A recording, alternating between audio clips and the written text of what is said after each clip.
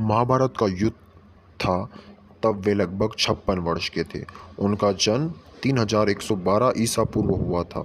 इस मान से 3020 ईसा पूर्व उन्होंने 92 वर्ष की आयु में अपने प्राण त्याग दिए थे, मतलब अपनी देह त्याग दी थी। भगवान कृष्ण का जन्म मथुरा में हुआ था। उनका बचपन गोकुल, वृंदावन, नंदवान, बरसाना आदि जगहों पर भी था।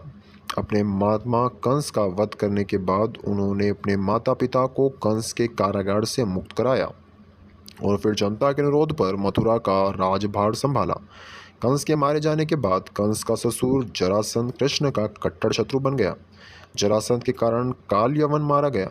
उसके बाद कृष्ण ने द्वारिका में अपना निवास स्थान बनाया और वहीं रहकर उन्होंने महाभारत युद्ध में भाग लिया।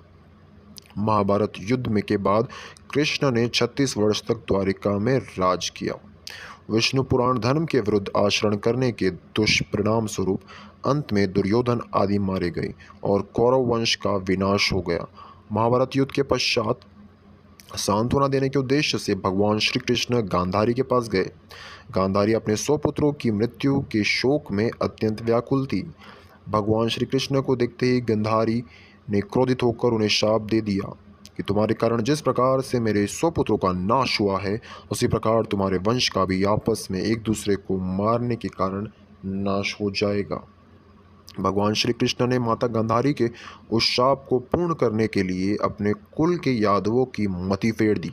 इसका यह मतलब नहीं कि उन्होंने यादवों के वंश के नाश का शाप दिया था, सिर्फ कृष्ण वंश को शाप था। महाभारत का युद्ध समाप्त हो चुका था। कृष्ण द्वारिका में ही रहते थे। पांडव भी युधिष्ठिर को राज्य सौंपकर जंगल चले गए थे। एक दिन अहंकार के वश में आकर कुछ यदुवशी बालकों ने दुर्वासा ऋषि का अपमान कर दिया। गांधारी के बाद इस पर दुर्वासा ऋषि ने भी शाप दे दिया था कि तुम्हारे वंश का नाश हो जाए। अपने शाप के प्रभाव से कृष्ण ने सभी युद्धवंशी भयभीत हो गए। इस भय के चलते कृष्ण की आज्ञा से वे सभी एक यदु पर्वत पर सोमनाथ के पास स्थित प्रभास क्षेत्र में आ गए। महाभारत के मौसल पर्व में इस युद्ध का रोमांचकारी विवरण है। ग्रह युद्ध में मारे गए बचे लोगों ने कृष्ण के कहने से अनुसार द्वारिका छोड़ दी और हस्तिनापुर की शरण ले ली।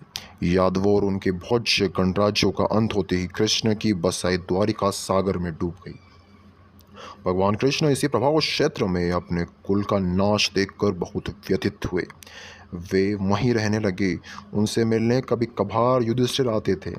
एक दिन वे इसी प्रभाव क्षेत्र के वन में एक पीपल के वृक्ष के नीचे योग निद्रा में लेटे थे।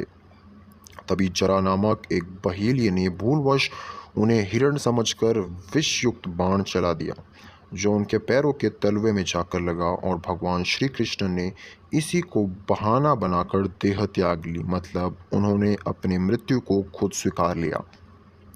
महाभारत युद्ध के ठीक 36 वर्ष बाद उन्होंने अपनी देह इसी क्षेत्र में त्याग दी थी। अंत में कृष्ण ने प्रपोज व्रज अथवा वज्रनाभ द्वारिका में यदुवंश में अंतिम शासक थे, जो यदियों की आपसी लड़ाई में जीवित बच गए थे। द्वारिका के समुद्र में डूबते हुए अर्जुन द्वारिका गए और वज्र तथा शेष बची यादव महिलाओं को हस्तिनापुर ले गए। कृष्ण के प्रपोज व्रज को हस्तिनापुर में मथुरा का राजा घोषित किया। वज्रनाभ के नाम से ही मथुरा क्षेत्र को ब्रजमंडल कहा जाता है।